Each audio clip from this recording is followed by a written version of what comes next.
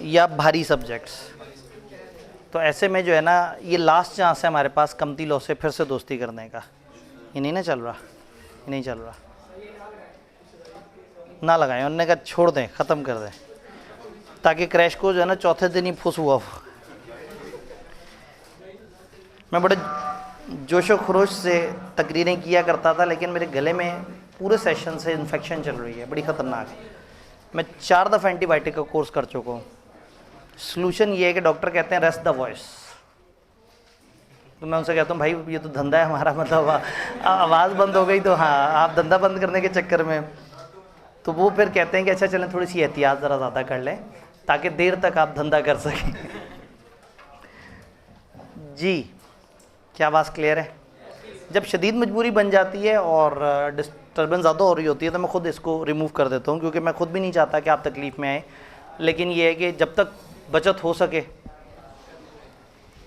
तो आप लोगों ने एक अदद चैप्टर देखा, भाई कुछ कहना तो नहीं चाह रहे? नहीं, आपने जो है वो एक चैप्टर देखा। चैप्टर में हमने वो सारे कॉन्सेप्ट डिस्कस किए जो असल में उस चैप्टर के होने चाहिए थे, और जब अगले चैप्टर की बातें शुरू हो गई तो हमने थोड़ी सी ब्रेक लगा ली थी। आज हम उन बातों को कनेक्ट करते करते अगले चैप्टर में इंशाल्लाह ताला एंटर हो जाएंगे और फिर चीज़ों को थोड़ा कम्प्रीहेंसिव वे में लेके चल रहे होंगे इंशाल्लाह ताला। अगर मुझसे पूछा जाए कि जी कंपनी का क्या प्रोसेस होता है, कंपनी की इनकॉर्पोरेशन का, कंपनी कैसे इनकॉर्पोरेट होती है, कंपनी कैसे बनती है, तो chapter 2 could talk about incorporation of company, लेकिन चैप्टर 1 के एंड पे डिस्कशन शुरू कर दी। हालांकि चैप्टर 1 था टाइप ऑफ कंपनीज वगैरह को डील करता हुआ, इंट्रोडक्शन था कंपनीज का। तो इसलिए हम उस कहानी को शुरू से लेके आगे तक चलेंगे। सबसे पहले कंपनी क्यों रजिस्टर होती है? इसलिए रजिस्टर होती है कि उसको लिमिटेड लायबिलिटी मिलती है। क्यों रजिस्टर होती है? इसलिए रजिस्टर होती है कि सेपरेट लीगल एंटिटी है, फ़ायदा ही फ़ायदा है। लेकिन सम टाइम इसलिए रजिस्टर होती है कि मजबूरी होती है रजिस्टर होना। लॉ ने कह दिया होता है, लॉ कहता है खबरदार अगर आप 20 बंदों से ऊपर चले गए, अगर आप 20 बंदों से ऊपर चले गए तो आपको कंपनी बनानी पड़ेगी। तो सम टाइम खुशी से और सम टाइम मजबूरी में आप कंपनी बनाते हैं।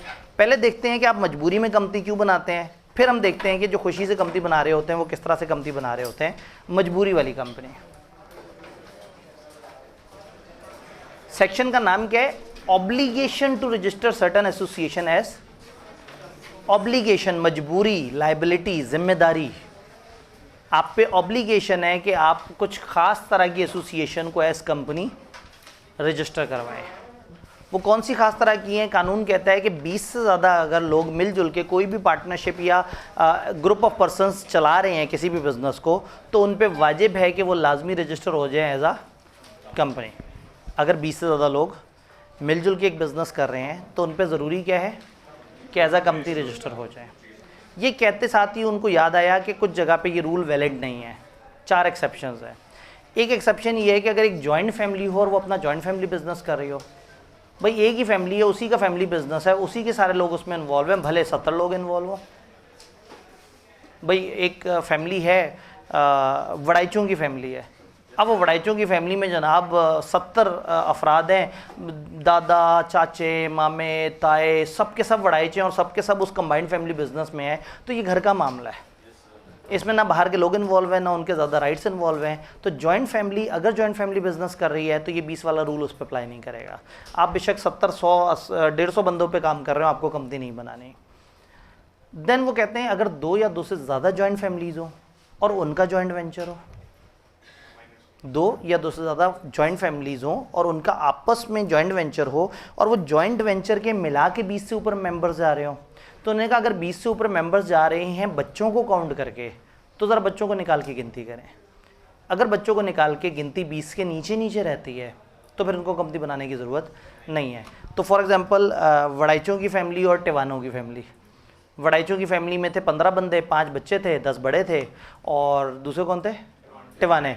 टिवानों की फैमिली में जो है वो 18 लोग थे, जिनमें से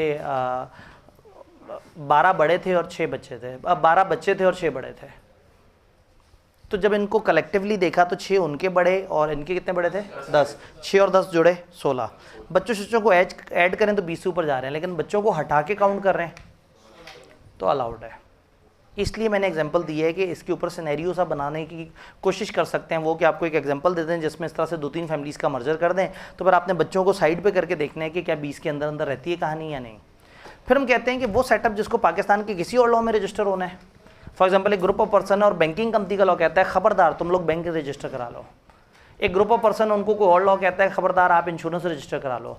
तो अगर पाकिस्तान के किसी और लॉ में वो ऑलरेडी रजिस्टर्ड है तो फिर उनको कंपनी लॉ में रजिस्टर होने की जरूरत नहीं है, लेकिन पार्टनरशिप के लॉ में अगर रजिस्टर हैं तो भी उन्हें कंपनी के लॉ में रजिस्टर होना पड़ेगा।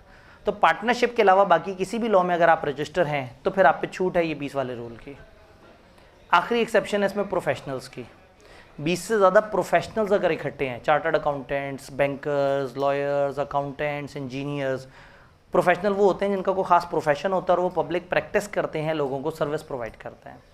तो प्रोफेशनल्स की अगर पार्टनरशिप 20 से ऊपर चली जाए तो लॉ ने उसको आज़ादी दी हुई है, उसके लिए रजिस्टर होने की शर्त नहीं है। तो कहने का मतलब है 20 से ज़्यादा बंदे जब भी पाकिस्तान में बिजनेस कर रहे होंगे इन 4 सेटअप के अलावा उनके लिए ज़रूरी है कि वो कंपनी बना लें। जी प्रोफेशनल्स के केस में कोई स्पेसिफिक लिमिट है कि इससे ऊपर नहीं जा सकता? नहीं, जब हमने कह दिया 20 से ऊपर और हमने ऊपर की लिमिट नहीं बताई तो बस वो लॉ में ये चीज़ बड़ी मज़ेदार है कि जितना उसने बता दिया उससे ज़्यादा फिर हम जा नहीं सकते। जो रिस्ट्रिक्शन उसने कही याद रख लेंगे, जो नहीं बताई उस पर परेशानी नहीं होंगे। तो मैक्सिमम की इसने कोई लिमिट नहीं बताई प्रोफेशनल्स के केस में। तो ये सेटअप होगा तो आप रजिस्टर आपको लाजमी करना पड़ेगा, ये तो मजबूरी है। उसके अलावा कई दफ़ा आप रजिस्टर होते हैं अपनी खुशी से, आप चाहते हैं कि हम रजिस्टर हों। जब आप रजिस्टर होते हैं तो एक पूरा फिनोमेना चलता है, उस फिनोमेना की डिस्कशन करते हैं और उस फिनोमेना के इर्द गिर्द जो है ना पूरा चैप्टर हमारा चल रहा होगा। कुछ प्रोमोटर्स होते हैं, प्रोमोटर्स वो जज्बाती जोशीले नौजवान होते हैं जो चाहते हैं कि हमारा खुद का कोई बिजनेस हो, हमारी कंपनी होनी चाहिए। हर वो तमाम अफराद जो चाहते हैं कि हमारी खुद की कंपनी हो वो प्रोमोटर्स हैं। एक फैमिली बिजनेस ऑलरेडी चल रहा है और आप चाहते हैं ये कंपनी बन जाए तो फैमिली बिजनेस करने वाले सारे लोग प्रोमोटर बन जाएंगे। 6 दोस्त मिलके सोच रहे हैं कि हम कल कोई कंपनी बनाएंगे तो 6 के 6 दोस्त प्रोमोटर हैं। अपने एक दोस्त से लीगल एडवाइस ली, उसने इनको मशवरे दिए, हेल्प की, वो भी प्रोमोटर है। किसी से पैसे पकड़े, उसने इनका साथ दिया, वो भी प्रोमोटर है। प्रोमोटर का मतलब है हर वो शख्स जो किसी नई कंपनी की रजिस्ट्रेशन के वक्त सपोर्ट करता है वो प्रोमोटर है। ये प्रोमोटर इकट्ठे होंगे, ये बड़े जज्बाती होकर सबसे पहले एक नाम चूज़ करेंगे और नाम चूज़ करने के बाद एक दफ़ा रजिस्ट्रार वगैरह से पूछ लेंगे कि इस नाम में कोई मसला तो नहीं है। अगर ये नाम चूज़ करते हैं और उस नाम में कोई मसला नहीं है तो स्टेप 1 हो गया है। कंपनी रजिस्टर कराने के लिए सबसे पहले आपको नाम चाहिए। अगर नाम नहीं है तो ज़ाहिर है कंपनी कैसे रजिस्टर कराएं, कंपनी को एक शनाख्त तो चाहिए। तो सबसे पहले ये प्रोमोटर जो है एक अच्छा सा नाम चूज़ करेंगे। जब ये नाम चूज़ कर लेंगे तो अगर ज़्यादा से आने हुए तो रजिस्ट्रार वगैरह से, अथॉरिटी से कहेंगे कि भाई ये नाम हमारे लिए रिज़र्व कर दो, हम अभी बाकी डॉक्यूमेंट्स पूरे कर रहे हैं। ज़ाहिर है कंपनी बनानी है तो कुछ डॉक्यूमेंट्स वगैरह तो बनाने हैं। तो नाम अगर अच्छा लगा आप उसको 60 दिन तक रिज़र्व करवा सकते हैं अपने लिए। रिज़र्व करवा लिया, उसके बाद आप क्या करेंगे, आप बनाएंगे 2 डॉक्यूमेंट। एक का नाम होगा मेमोरेंडम, एक का नाम होगा articles. Memorandum of association, articles of association. Memorandum of association एक बेसिक डॉक्यूमेंट है जो कंपनी की शनाख्त बता रहा है। जब कुछ लोगों ने कंपनी बनानी है तो ऐसा नहीं होगा कि उसका नाम चूज़ करें और अपने बिल्डिंग के बाहर तख्ती लगा दें उस नाम की और कहें इस बिल्डिंग में फ़लाना कंपनी है। कंपनी ऐसे नहीं बनती, कंपनी बनती है कुछ कागज़ रजिस्टर कराने से। वो क्या कागज़ हैं? 2 मेन कागज़ हैं, मेमोरेंडम और आर्टिकल्स। मेमोरेंडम है आपका शनाख्ती डॉक्यूमेंट, आपकी कंपनी का ID कार्ड। कंपनी का नाम क्या है, कंपनी का कौन से सूबे में रजिस्टर हुई है, कितना शेयर कैपिटल है, कंपनी के मोटे मोटे कवायद इसमें आते हैं। 1-1.5 सफ़े का डॉक्यूमेंट है। देन आर्टिकल्स एक और डॉक्यूमेंट जिसमें आप डिटेल रूल्स एंड रेगुलेशंस बताते हैं कि ये कंपनी कैसे चला करेगी, ये कंपनी क्या किया करेगी, ये अपनी कार्रवाइयाँ किस तरह से एग्जीक्यूट किया करेगी। तो मेमोरेंडम और आर्टिकल्स ये 2 डॉक्यूमेंट्स बनाएंगे। ये 2 डॉक्यूमेंट्स के साथ दे देंगे एक अदर डेक्लेरेशन, एक हल्फिया बयान दे देंगे कि हमने तमाम रूल्स रेगुलेशंस को फॉलो किया है और हम समझते हैं कि हम जो कंपनी बना रहे हैं हम कंपनी लॉ की पासदारी करेंगे। ये सारी चीज़ें उठाएं और जमा करा दें मिस्टर रजिस्ट्रार को और रजिस्ट्रार से कहें कि भाई देखो आपने कहा था कि कंपनी के लिए कुछ कवायद ज़रूरी हैं, ये हमारे कवायद हैं, इसमें हमने सारी बातें कर ली हैं, तो आप हमारी कंपनी को रजिस्टर कर दो। अगर तो रजिस्ट्रार को आपके दिए गए कवायद अच्छे लगे, आपकी सारी बातें उसे समझ आ रही हुई, तो वो आपकी कंपनी को रजिस्टर कर लेगा और जब वो रजिस्टर कर लेगा तो आपको एक सबूत देगा कि आपकी कंपनी रजिस्टर हो गई है। उसको हम कहते हैं सर्टिफिकेट ऑफ इनकॉर्पोरेशन। अगर वो आपको ओके कर देगा, अगर वो ओके नहीं करेगा तो वो आपको रिफ्यूज़ कर देगा। रिफ्यूज़ करेगा तो आपको डेफिशिएंसी बताएगा, प्रॉब्लम बताएगा, कहेगा आपकी एप्लीकेशन में क्या खामी है, आपके नाम में मसला है, आपके मेमोरेंडम में फलाना मसला है, आर्टिकल में फलाना मसला है, आपकी डिक्लेरेशन में फलाना मसला है, आपकी नंबरिंग में ये मसला है। कोई भी एतराज़ वो लगा देगा उन लोगों पर। तो वो एतराज़ ठीक करके आप दोबारा से भी अप्लाई कर सकते हैं। और अगर आपको लगता है कि वो आपके साथ पर्सनल हो रहा है और जान के आपको रजिस्टर नहीं कर रहा, तो आप इसके अगेंस्ट जो है, यानी कि आप रीअप्लाई की तरफ तो जा ही सकते हैं, आप SCCP की तरफ अपील भी कर सकते हैं और SCCP को शिकायत कर सकते हैं कि देखें जी आपका रजिस्ट्रार हमें तंग कर रहा है, हमें सही से रजिस्टर नहीं होने दे रहा। अगर आपको रजिस्टर कर दिया गया तो ये वो दिन है जब कंपनी मारज़ वजूद में आई है, ये ऊपर कोई भी ऐसा दिन नहीं था। तो अगर एक MCQ है, उसमें क्या कुछ लोग हैं, सब प्रोमोटर्स हैं, उन्होंने नाम शाम सेलेक्ट किया, मेमोरेंडम और आर्टिकल बना के रजिस्ट्रार को जमा करा दिया, तो बताओ कंपनी रजिस्टर हो गई? आप कहेंगे नहीं। जब रजिस्ट्रार सर्टिफिकेट ऑफ इनकॉर्पोरेशन देगा तो ये कंक्लूसिव एविडेंस है कि कंपनी रजिस्टर हुई है। अब जब सर्टिफिकेट ऑफ इनकॉर्पोरेशन मिल जाएगा तो इसका मतलब क्या क्या है? कंपनी रजिस्टर हो गई। कंपनी के जो सब्सक्राइबर्स थे, जो बानियान थे, इन दो डॉक्यूमेंट्स के नीचे आप क्या करते हैं, जितने भी बानियान हैं उनके नाम पते और उनकी सारी डिटेल्स दे देते हैं। तो कंपनी रजिस्टर होने का मतलब ये है कि ये कंपनी अपने तमाम बानियों समेत रजिस्टर हो गई है। अब ये उन्होंने नोट कर लिया कि ये कंपनी और ये कंपनी के 5-6 मेन लोग हैं जो कि कंपनी को चला रहे हैं। फिर आपने उस वक्त उन्हें बताया होगा कि जब हमारी कंपनी बनेगी तो हमारे पहले पहले डायरेक्टर, चीफ एग्जीक्यूटिव वगैरह कौन होंगे। तो जिन जिन लोगों का आपने नाम लिया वो ऑटोमेटिकली अपॉइंट हो जाएंगे, कंपनी कानूनी तौर पर वजूद में आ जाएगी। इस दिन कंपनी और कंपनी के सब्सक्राइबर दो अलग अलग लोग हो जाएंगे। प्रोमोटर्स के लिए नया वर्ड इस्तेमाल होना शुरू हो जाएगा, सब्सक्राइबर। सब्सक्राइबर का मतलब है वो तमाम लोग जिन्होंने साइन किए हैं, सब्सक्राइबर्स में आपके वो दोस्त शायद नहीं आएंगे जिससे आपने लीगल एडवाइस ली थी। शायद वो भी ना आए जिससे आपने पैसा पकड़ा था और बाद में पैसा वापस भी कर दिया था। शायद कुछ प्रोमोटर्स भी ना आए जिन्होंने जोशो खरोश में साथ तो दिया, लेकिन जब आपने कहा चलो भाई अब कंपनी रजिस्टर होने लगी, हर बंदे के ज़िम्मे 10-10 लाख आ रहा है, तो उन्होंने कहा नहीं भाई ये तो अमीरों का काम है, मैं तो दोस्त था, मैं दोस्ती में तुम लोगों को सपोर्ट कर रहा था, जाओ ये कंपनी 10 लाख वाली तुम्हें ही मुबारक हो। तो सब्सक्राइबर सारे लोग नहीं बन सकेंगे। तो प्रोमोटर का मतलब है वो सब जिन्होंने ख्वाब देखा कंपनी का, और सब्सक्राइबर जो उसके बानी कहलाए। मैं अक्सर इसको डिफ्रेंशिएट करता हूँ, सर सैयद अहमद ख़ान, कायदे आज़म, इलामा इकबाल, ये सब के सब प्रोमोटर हैं, लेकिन बानी कौन बने? कायदे आज़म। तो तमाम प्रोमोटर सब्सक्राइबर्स नहीं बन पाते। प्रोमोटर लीगल वर्ड नहीं है, सब्सक्राइबर लीगल वर्ड है। कंपनी के जो असूली वारिस हैं वो सब्सक्राइबर्स हैं। प्रोमोटर्स तो जो है वो सिर्फ शोर मचा रहे थे, कोशिश कर रहे थे, जद्दोजहद कर रहे थे। तो ऑनवर्ड जो कंपनी के बानी हैं उनको हम कहा करेंगे सब्सक्राइबर्स, और इन सब ने अपने नाम पते और अपनी सारी कवाइफ यहाँ पे मेमोरेंडम आर्टिकल्स के नीचे दिए हुए हैं।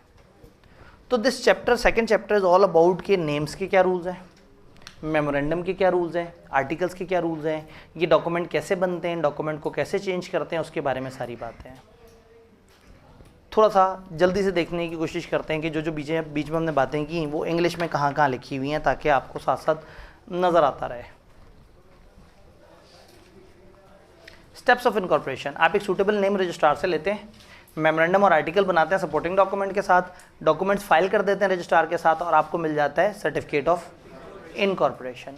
सर्टिफिकेट एक डिक्लेरेशन ऑफ कंप्लायंस भी दे देते हैं मेमोरेंडम आर्टिकल्स के साथ। रजिस्ट्रार अगर सेटिस्फाई होगा तो आपको रजिस्टर कर लेगा। अगर उसे लगेगा कंपनी लॉफुल पर्पस के लिए बनी है, सेक्ट की रिक्वायरमेंट पूरी हुई है, अगर रजिस्ट्रार को लगेगा डॉक्यूमेंट या इन्फॉर्मेशन में कोई डेफिशिएंसी है, कोई प्रॉब्लम है, तो आपसे कहेगा डेफिशिएंसी ठीक करके दे दो। अगर आप डेफिशिएंसी ठीक करके नहीं देंगे तो आपकी रजिस्ट्रेशन को रिफ्यूज़ कर देंगे।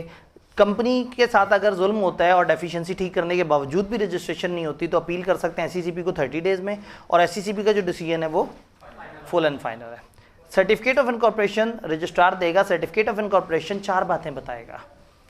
आपकी कंपनी का रजिस्ट्रेशन नंबर बता देगा और डेट बता देगा कि आपकी कंपनी कौन से डेट पे रजिस्टर हुई है, कौन से रजिस्टर नंबर से हुई है, आपका नाम आ जाएगा।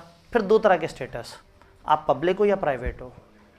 फिर दूसरा, आप लिमिटेड बाय शेयर हो या लिमिटेड बाय गारंटी हो या अनलिमिटेड हो, यानी आप लिमिटेड हो या अनलिमिटेड हो। लिमिटेड हो तो कौन से वाले लिमिटेड हो। तो कहने का मतलब है सर्टिफिकेट ऑफ इनकॉर्पोरेशन एक कागज़ जिसमें लिखा हुआ है कि ये वाली कंपनी इस तारीख को मारज़ वजूद में आई है, ये एक पब्लिक कंपनी है और ये लिमिटेड बाय शेयर्स है से, इस तरह की इंफॉर्मेशन इस पर मौजूद होगी। इफेक्ट ऑफ रजिस्ट्रेशन क्या है? जिस दिन कंपनी रजिस्टर होगी, सब्सक्राइबर टू मेमोरेंडम और बाद वाले मेंबर्स मिला के कंपनी कहलाएंगे, बॉडी कॉर्पोरेट कहलाएंगे। बाय द नेम जो लिखा हुआ है वो तमाम फंक्शन है इनकॉर्पोरेटेड कंपनी के वो कर सकते हैं। स्टेटस और रजिस्टर्ड ऑफिस क्या होगा कंपनी का, जो एप्लीकेशन में आपने लिखा था कि हम कौन सी तरह की कंपनी है और हमारा रजिस्टर्ड ऑफिस कौन सा सूबा है, हम कौन से सूबे में रजिस्टर हो रहे हैं। सब्सक्राइबर इनिशियल शेयर के मेंबर बन जाएंगे और जितने भी लोगों के नाम आर्टिकल्स में प्रपोज डायरेक्टर के तौर पे लिखे थे वो खुद ब खुद अपॉइंट हो जाएंगे। तो इसका मतलब ये है कि ये वो बेसिक चीज़ें हैं जो कि ये चैप्टर में बता रहा है कि ये वो इफेक्ट्स होंगे। अब जब आप कंपनी रजिस्टर कराने लगते हैं तो कितने लोग मिलकर कंपनी रजिस्टर करा सकते हैं? हमने मिनिमम नंबर ऑफ मेंबर्स पढ़े 2 और 3। थोड़ा सा मजीद अगर उसको क्लियर करें तो एसएमसी में 1, प्राइवेट में 2 और पब्लिक में 3। कम से कम इतने बंदों से आप कंपनी रजिस्टर कराते हैं। अब इतनों से जब रजिस्टर कराते हैं तो एट एनी गिवन टाइम आपने इतनों से नीचे नहीं जाना, और नीचे जाएंगे तो कल वाली सज़ा हमें याद है, ठीक है। 180 डेज से ऊपर अगर जाएंगे तो क्या होगा? अब एसएमसी में एक प्रॉब्लम है, एसएमसी का एक ही बंदा अगर वो अचानक से चला जाए तो कंपनी तो खाली हो जाएगी। तो at the time of registration SMC वाला बंदा एक नॉमिनेशन जमा कराएगा। वो कहेगा अगर किसी वजह से मैं एक मेंबर नहीं रहता या मैं चला जाता हूँ या कोई डेथ या कोई इस तरह का हादसा हो जाता है तो मेरे लीगल हेयर्स तक कंपनी पहुँचने तक फलाना शख्स है जो मेरी कंपनी की बागडोर संभालेगा। वो नॉमिनी में किसी बंदे का नाम नामजद करेगा, तो अगर उसकी डेथ हो जाती है तो उसका नॉमिनी कुछ देर के लिए केयरटेकर बन जाएगा और फिर उस कंपनी के शेयर उसके बच्चों तक मुंतकिल करेगा। अगर सारे शेयर्स एक ही बंदे को मुंतकिल हो गए तो एसएमसी ही रहेगी, और अगर एसएमसी के सारे शेयर 2-3 बच्चों में डिवाइड हो गए तो फिर उसे प्राइवेट कंपनी में कन्वर्ट करने का प्रोसेस करना होगा। तो एक छोटा सा सेक्शन जो बीच में इसका जिक्र आता है, mode of forming company, forming number of person जो लॉफुल पर्पस के लिए इकट्ठे हैं वो कंपनी बना सकते हैं 3, 2 या 1। एसएमसी के लिए सब्सक्राइबर जो है नॉमिनेट करेगा और वो बताएगा कि उसको विरासत के मुताबिक इस तरह से होगा। अगर ट्रांसफ़र एक से ज़्यादा लीगल हेयर को हुआ तो फिर कंपनी प्राइवेट कंपनी में कन्वर्जन के प्रोसेस की तरफ चली जाएगी। तो ये सारी बातें कंपनी की रजिस्ट्रेशन से रिलेटेड इन्होंने इस चैप्टर में बताई हैं। हालांकि जो चैप्टर जो कंपनी की रजिस्ट्रेशन के अफेयर्स को डील करता है वो इससे अगला चैप्टर है। सवाल क्या है जी? जॉइंट फैमिली बिजनेस अगर जॉइंट फैमिली ही चला रही है तो उसे कंपनी रजिस्टर होने की ज़रूरत नहीं है, ठीक है जी। अगर सिंगल मेंबर का जो बिजनेस है वो शिफ्ट हो जाता है 2-3 बंदों में तो वो अभी तो कंपनी है एसएमसी, तो अब उसको कंपनी का स्टेटस चेंज करना पड़ेगा अदर प्राइवेट कंपनी। और अगर वो लोग कहते हैं कि हमें कंपनी का स्टेटस नहीं चाहिए तो वो ख़त्म भी कर सकते हैं। तो जो आपकी जॉइंट फैमिली है उसके ऊपर कंपनी की शर्त नहीं है। देखें, कंपनी 2 वजह से लोगों ने बनाई, एक सेक्शन 9 की वजह से मजबूरी, और एक इसलिए कि वो चाहते हैं कि कंपनी बनाएं, वो चाहते हैं कि लिमिटेड लायबिलिटी लें, वो चाहते हैं कि सेपरेट लीगल एंटिटी हो। तो कंपनी ख्वाहिश से बनाने वाले ज़्यादा हैं, मजबूरी से बनाने वाले कम हैं। तो वो सेक्शन हमने मजबूरी का पढ़ा था। इसका मतलब है कि जॉइंट फैमिली को मैंने मना नहीं किया कि वो कंपनी नहीं बना सकते, मैं ये कह रहा हूँ उन पर पाबंदी नहीं है। मजबूरन कंपनी नहीं बनाएंगे, अपनी खुशी से बनाना चाहें बना लें। तो क्या ये रजिस्ट्रेशन से रिलेटेड मोटी मोटी बात समझ आ रही है? तो अब अगेन ये कॉन्सेप्ट हमने डिस्कस कर लिया, मोड ऑफ फॉर्मिंग डिस्कस कर लिया, स्टेप्स ऑफ इनकॉर्पोरेशन और उससे रिलेटेड हमने बातें कर ली। अब मेंबर और इस तरह की डिस्कशन है वो थोड़ा सा आगे चल के इस डेफिनेशन पे वापस आ सकते हैं। रेजोल्यूशन की टाइप्स भी थोड़ा सा आगे डिस्कस हो जाएगी। इसका मतलब है कि इस चैप्टर में अब हमारी जो चीज़ें हैं वो डिस्कस होने वाली नहीं, कुछ तो चैप्टर 8 में जाके डिस्कस होगा, वोटिंग राइट्स, फिर कुछ चैप्टर 3 का है ऑफिशियल। इस चैप्टर में उन्होंने क्या किया, मुख्तलिफ कचरा कॉन्सेप्ट बीच बीच में ऐड कर दिए, तो वो चीज़ें हम रेलिवेंट जगह पर जाके पढ़ रहे होंगे। हम चलते हैं अपने असल चैप्टर 2 पे जो रजिस्ट्रेशन के इन सारे स्टेप्स के ऊपर हमें गाइडेंस प्रोवाइड कर रहा है।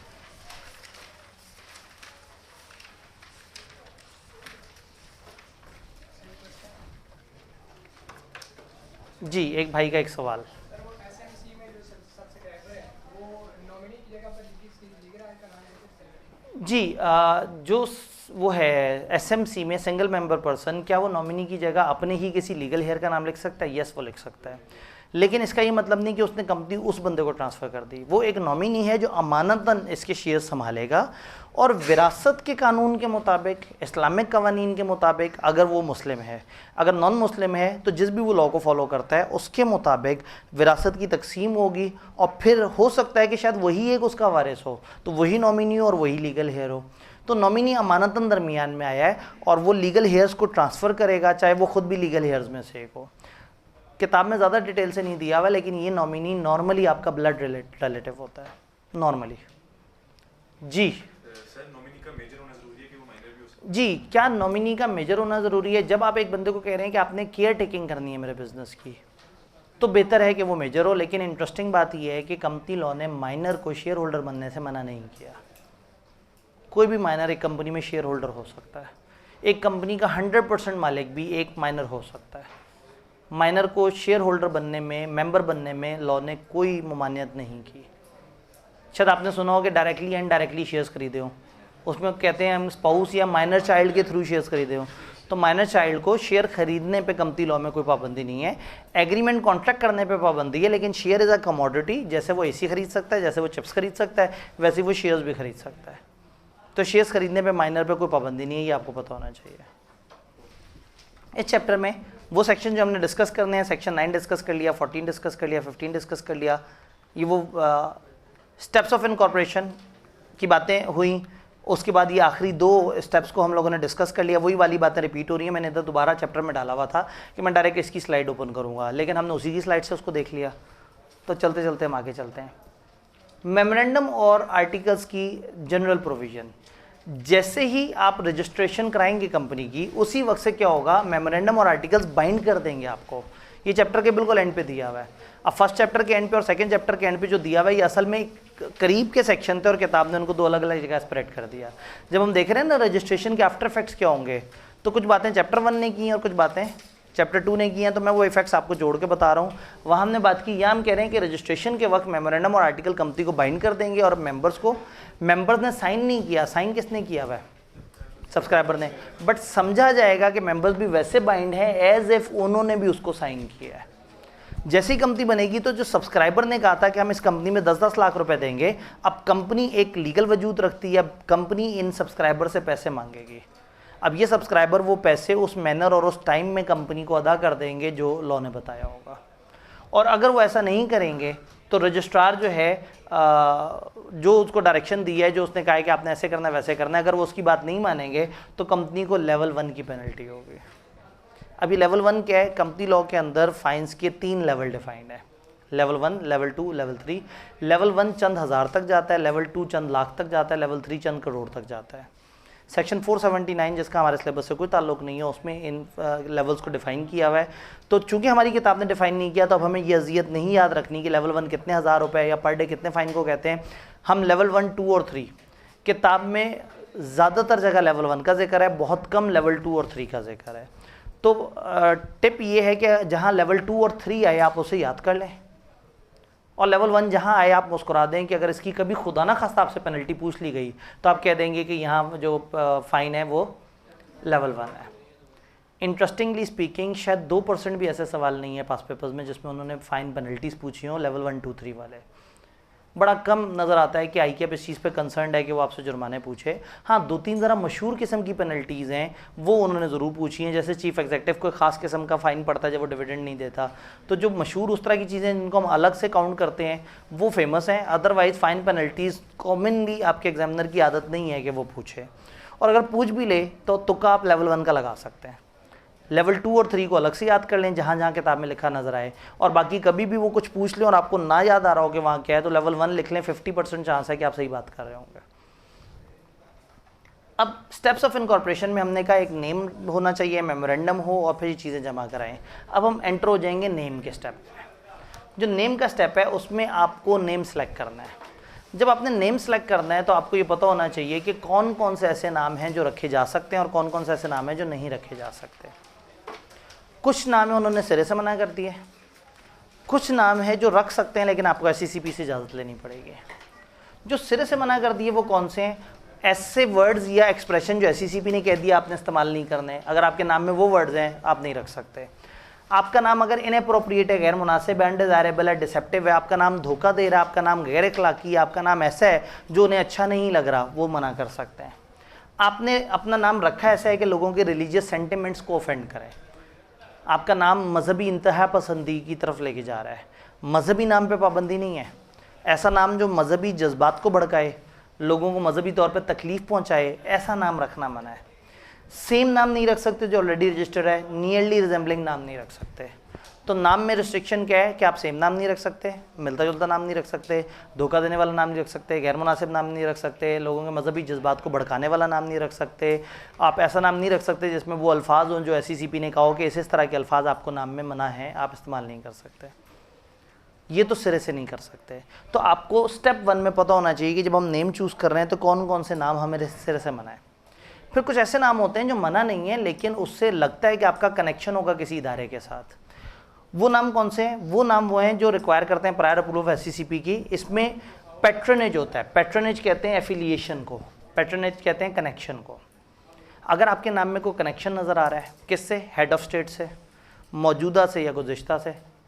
आपके नाम में कनेक्शन गवर्नमेंट के किसी इदारे से नज़र आ रहा है, गवर्नमेंट की किसी बॉडी से नज़र आ रहा है, गवर्नमेंट के किसी महकमे से ताल्लुक़ नज़र आ रहा है, किसी इंटरनेशनल ऑर्गेनाइजेशन से ताल्लुक़ नज़र आ रहा है, किसी मुदारबा के साथ ताल्लुक़ नज़र आ रहा है। मुदारबा के ऊपर हमने थोड़ा आगे चल के डिटेल से बात करनी है।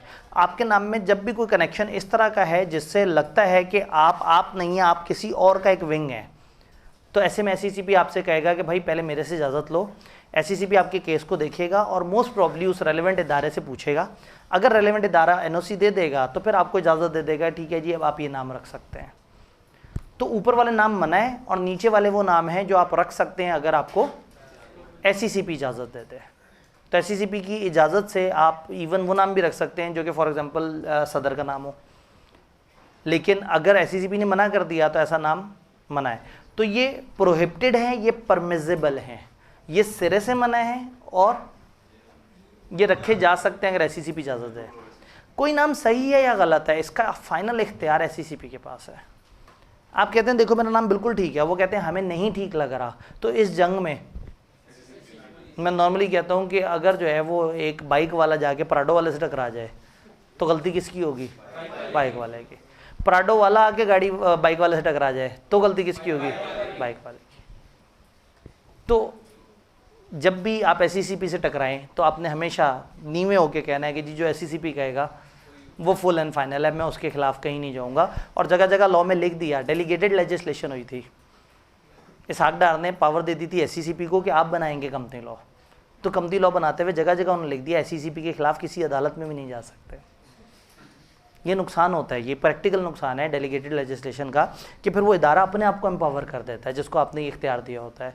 तो डेलीगेटेड लेजिस्लेशन की वजह से यहाँ SECP के पास बहुत सारे इख्तियार हैं और जगह जगह लिखा हुआ है एज मे बी स्पेसिफाइड।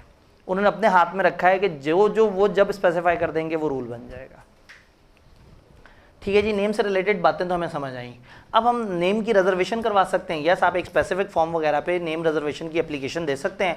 नाम 60 दिन तक आपके पास रिजर्व रहेगा। लेकिन अगर उन्हें पता लग जाए कि आपने झूठी एप्लीकेशन दी थी, गलत बयानी की थी, या आपने जान के नाम रिजर्व किया है, या किसी और को तकलीफ देने के लिए नाम रिजर्व किया है, या आपने इन्फॉर्मेशन में बेईमानी की है, तो वो आपको जो है रिजर्वेशन कैंसिल कर देंगे। और अगर कंपनी ऑलरेडी उस नाम से रजिस्टर हो गई है तो आपको कहेंगे कि आप अपना नाम चेंज करें और आपको उनके हुक्म की तकमील करनी होगी। और SECP का ऑर्डर फुल एंड फाइनल होगा and shall not be called in question before any court authority. SECP जो कहेगा वो फुल एंड फाइनल होगा नेम से रिलेटेड।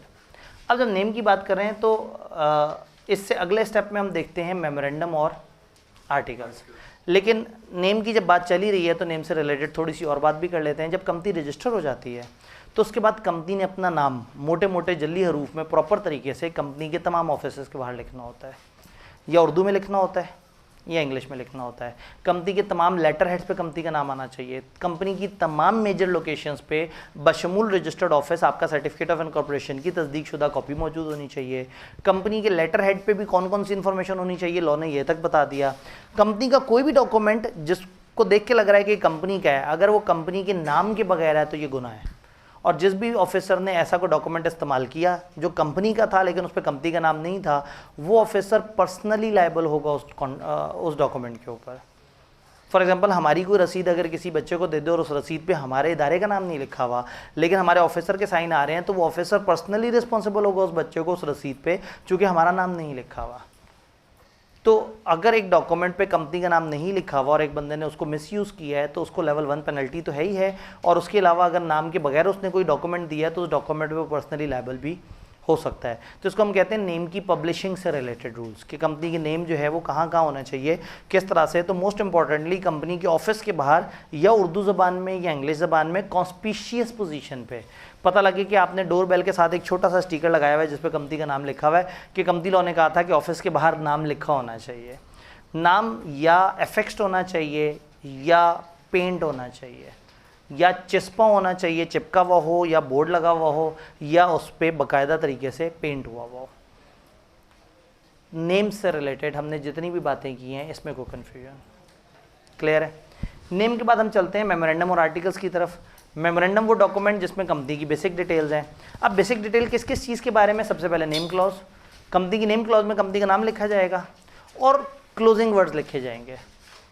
जो प्राइवेट कंपनी उसके एंड पे पीवीटी लिमिटेड या प्राइवेट लिमिटेड लिखा होगा, जो पब्लिक है उसके एंड पे खाली लिमिटेड लिखा होगा, गारंटी वाले के एंड पे ब्रैकेट में गारंटी लिखा हुआ होगा, अनलिमिटेड के एंड पे अनलिमिटेड लिखा होगा, एसएमसी के साथ एसएमसी हाइफन प्राइवेट लिमिटेड लिखा हुआ होगा। तो आपने जो भी कंपनी का नाम है वो लिखना है और उसके एंड पे इन एंडिंग वर्ड्स को यूज़ करना है जो इन्होंने बताया। देन रजिस्टर्ड ऑफिस क्लॉज, हम पढ़ ही रहे हैं कि मेमोरेंडम में कौन कौन सी क्लॉजेज होती हैं।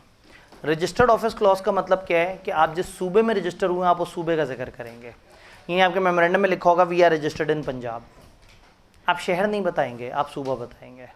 लेकिन अगर आप किसी ऐसे इलाके, शहर, कस्बे में हैं जो किसी सूबे के अंडर नहीं आता, for example Islamabad, Waziristan, agency, tribal areas, वाना, बहुत सारे पाकिस्तान में ऐसे एरियाज़ हैं जो एडमिनिस्ट्रेटिवली किसी सूबे के अंडर नहीं आते, तो फिर आप उस इलाके का नाम लिखेंगे जहाँ आप रजिस्टर हुए हैं। और अगर आप किसी ऐसे इलाके में आते हैं जो सूबे के अंडर आता है तो फिर आप उस सूबे का नाम लिखेंगे। तो रजिस्टर ऑफिस क्लॉज में आप जो है वो अपने सूबे के बारे में बताएंगे। देन क्या होगा, principal line of business clause बताएंगे, आप अपना मेन मकसद बताएंगे। आप एक कंपनी एक वक्त में 4-5 काम कर सकती है, हो सकता है कुर्सियाँ भी बनाती हो सकता है पंखे भी बेचती हो, एसी में भी डील करती हो सकता है एजुकेशनल इंस्टीट्यूट भी चला रहे हो सकता है एक सिनेमा भी हो। दिस हैपन्स, एक ही कंपनी के बहुत सारे तरह के पर्पस हो सकते हैं। तो वो ये देखेंगे कि हमारा इनमें से सबसे मेन पर्पस कौन सा है। अगर तो वो ऑलरेडी बिजनेस कर रहे हैं और आज शिफ्ट होने लगे कंपनी में, तो आज के अकाउंट्स के मुताबिक देखेंगे कि उनका कौन सा मेजर बिजनेस है। और अगर अभी कंपनी बनानी है तो जो उन्होंने एक्सपेक्टेशन डेवलप की है कि कौन सा हमारा मेजर बिजनेस होगा उसको बताना है। इसमें लॉ ने एक निशानी बता दी, लॉ ने कहा आपका major business, principal line of business वो होगा जिसमें मेजर रेवेन्यू इन्वॉल्व हो या जिसमें एसेट्स की ज़्यादा तादाद इन्वॉल्व हो, यानी कि वो वाली फील्ड जिसमें आपके एसेट बाकी फील्ड्स की निस्बत ज़्यादा इस्तेमाल हो रहे हैं, या वो वाली फील्ड जिसमें आपका रेवेन्यू बाकी फील्ड से ज़्यादा आ रहा है। अब हो सकता है रेवेन्यू वाइज एक फील्ड ज़्यादा अहम हो, एसेट्स वाइज दूसरी फील्ड ज़्यादा अहम हो, तो उन्होंने कहा उन दोनों को कंपेयर करके देखो उनमें से हायर कौन सा है। तो हायर ऑफ रेवेन्यू या एसेट, जिस भी फील्ड में वो एसेट या रेवेन्यू ज़्यादा हैं जो उन दोनों में ज़्यादा बनते हैं वो बन जाएगी आपके principal line of business. The business in which substantial assets are held और लाइकली टू बी हेल्ड, या तो सब्सटैंशियल एसेट्स हैं या लाइकली टू बी हेल्ड, या आप प्लान कर रहे हैं, नई कंपनी प्लान कर रही होती है, पुरानी कंपनी के पास होते हैं, सब्सटैंशियल एसेट्स हैं या सब्सटैंशियल रेवेन्यू है, विच एवर इज हायर, आप वो बताएंगे। कंपनी कोई भी बिजनेस कर सकती है, कोई भी लॉफुल बिजनेस कर सकती है, कोई मसला नहीं है, लेकिन बस ये बताना ज़रूरी है कि आपका मेन काम क्या। आप भले 200 काम करें, हमें सिर्फ बता दें अपनी प्रिंसिपल लाइन ऑफ बिजनेस कि आप मेनली क्या काम करते हैं, और कल को ये चेंज भी हो जाए तो आप इसको आराम से बदल भी सकते हैं, कोई बहुत ज़्यादा मुश्किल काम नहीं है। तो principal line of business clause आएगी जहाँ आप बताएंगे। फिर आपकी आएगी liability clause. Limited by share है तो आप कहेंगे भाई हमारी लाइबिलिटी लिमिटेड है, अनलिमिटेड है तो आप कह देंगे हमारी लाइबिलिटी अनलिमिटेड है, लिमिटेड बाय गारंटी है तो आप कहेंगे लाइबिलिटी लिमिटेड है, और फिर एक सेंटेंस लिखेंगे कि हमारे तमाम मेंबर कितनी गारंटी के लिए लायबल हैं। अगर कंपनी डूबती है तो हम कंपनी के एसेट्स में कंट्रीब्यूट करने के लिए किस हद तक लायबल हैं, तो एक एडिशनल सेंटेंस ऐड कर देंगे। क्या लिखा होगा वो किताब ने नहीं बताया, बस ये बताया कि एक एडिशनल सेंटेंस ऐड कर देते हैं ताकि आप एक्सप्लेन करें कि हमारी लायबिलिटी क्या होगी। देन हमारी ऑथराइज शेयर कैपिटल और अंडरटेकिंग क्लॉज या subscription clause. Authorise share capital आप बताएंगे हमारा टोटल शेयर कैपिटल कितना होगा। ऑथराइज और पेडअप का फ़र्क पता है ना, ऑथराइज कैपिटल किसे कहते हैं, maximum amount of share capital जो आपने सोचा हुआ है, और पेडअप कैपिटल जितना आज की डेट में आप इशू कर चुके हैं। तो मेमोरेंडम में पेडअप नहीं आएगा, ऑथराइज आएगा। आप अपना ऑथराइज कैपिटल बताएंगे। लॉ कहता है 3 इन्फॉर्मेशन लाजमी बताएं, total amount, per share value और नंबर ऑफ शेयर्स। तो नॉर्मली एक जुमला लिख दिया जाता है कि authorise capital of company is ₹600 million, divided into 60 million shares of ₹10 each. Total shares, total amount, face value. ये आप बात बताते हैं. अगर कंपनी हैविंग शेयर कैपिटल है तो मेमोरेंडम के अंदर हर सब्सक्राइबर के नाम के आगे लिखना ज़रूरी है कि उसने कितने शेयर लिए हैं. कोई सब्सक्राइबर 0 शेयर के साथ सब्सक्राइबर नहीं बन सकता. कम से कम 1 शेयर हर सब्सक्राइबर को लेना होगा. गारंटी लिमिटेड अनलिमिटेड में अगर शेयर कैपिटल ना हो तो ये वाली क्लॉज नहीं आएगी. फिर आती है आपकी अंडरटेकिंग क्लॉज और सब्सक्रिप्शन क्लॉज. अंडरटेकिंग जिसमें आपके सब्सक्राइबर ने एक वादा लिखना होता है मेमोरेंडम के ऊपर. क्या वादा लिखना होता है वो लॉ ने हमें नहीं बताया, किसी और जगह बताया, हमारी किताब खामोश है. तो आप कंपनी एक अंडरटेकिंग देगी एज में बी, जो SECP हमें बता देगी कि ये अंडरटेकिंग आपने देनी है, वो अंडरटेकिंग देंगे. और उसके बाद अपने नेम, एड्रेसेस, अदर पर्टिकुलर्स वगैरह लिखेंगे. इन प्रेजेंस ऑफ कम से कम एक विटनेस साइन करेंगे और फॉलोइंग सेंटेंस लिखेंगे कि हम चंद लोग जिनके नाम और एड्रेसेस लिखे हुए हैं, हम चाहते हैं कि हम एक कंपनी बनाएं मेमोरेंडम और आर्टिकल के मुताबिक, और हमने अपने नाम के आगे जो जो शेयर्स लिखे हुए हैं हम चाहते हैं कि हम इतने शेयर्स ले लें. तो जब आप मेमोरेंडम बनाएंगे तो नीचे तमाम सब्सक्राइबर्स अपने नाम पते देने के साथ ही जुमला लिखेंगे कि हम हैं वो चंद लोग जो इस कंपनी को रजिस्टर करा रहे हैं और हम ही लोग इसके पहले शेयर होल्डर्स होंगे और हमारे नाम के आगे जितने शेयर्स हैं वो हम वादा कर रहे हैं कि हम ये शेयर्स ले रहे होंगे.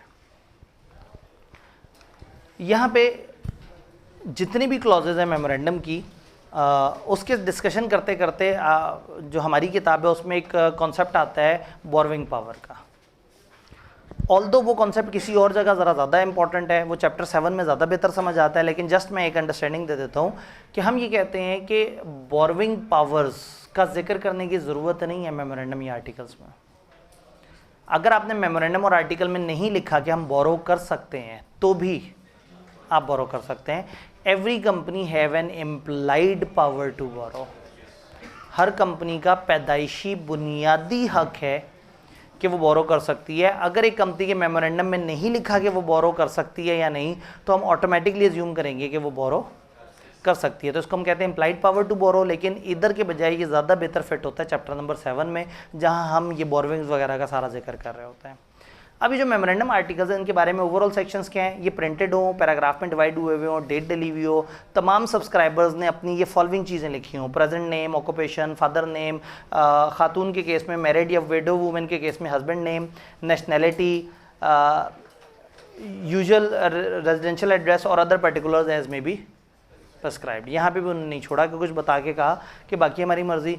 किसी भी मेमोरेंडम या आर्टिकल की कॉपी अगर किसी मेंबर को चाहिए, सब्सक्राइबर को तो साथ मिलती है क्योंकि उन्होंने तो कराई होती है. बाद में अगर कोई मेंबर कहे कि मुझे एक ऑथेंटिक कॉपी चाहिए मेमोरेंडम या आर्टिकल की, तो वो एक प्रेस्क्राइब फ़ी देगा और फ़ी देने के बाद उसको 14 दिन के अंदर अंदर उसकी ऑथेंटिक कॉपी मिलेगी और वो उसको यूज़ कर सकता है.